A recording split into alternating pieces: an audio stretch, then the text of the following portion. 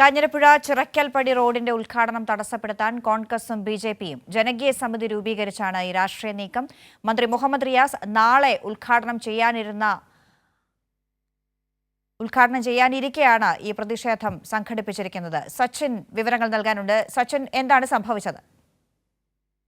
അന്ന, ഇന്ന് വൈകിട്ടോടു കൂടിയാണ് കാഞ്ഞിരപ്പുഴ ചിറക്കൽപ്പടി റോഡിന്റെ ഉദ്ഘാടനം നടത്താൻ വേണ്ടി ജനകീയ സമിതി എന്ന പേരിൽ രൂപീകരിച്ച ബിജെപിയും കോൺഗ്രസ് പ്രവർത്തകരും സജീവമായിട്ടുള്ള സംഘടന നടത്താൻ ശ്രമിച്ചത്. ഇതിനെതിരെയാണ് LDFന്റെ നേതൃത്വത്തിൽ പ്രതിഷേധം സംഘടിപ്പിച്ചത്. കാരണം സംസ്ഥാന സർക്കാർ 37 കോടി രൂപ ചെലവഴിച്ചാണ്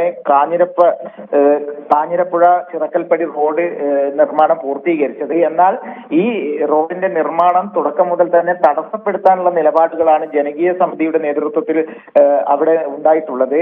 അതിനെതിരെ ശക്തമായ രീതിയിൽ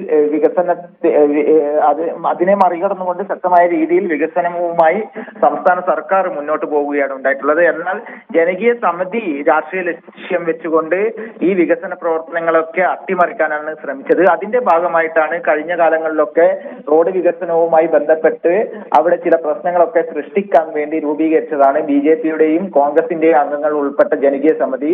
അവരാണ് ഇത്തരത്തിൽ നാളെ സംസ്ഥാന പൊതുമരാമത്ത് മന്ത്രി PA മുഹമ്മദ് റിയാസ് ഉദ്ഘാടനം ചെയ്യുന്ന റോഡിന്റെ ഉദ്ഘാടനത്തെ തടസ്സപ്പെടുത്താനുള്ള ഒരു നീക്കവുമായി ഇന്ന് രംഗത്തെത്തിയത്. ഇതിനെതിരെയായിരുന്നു ശക്തമായ LDFന്റെ പ്രതിഷേധം.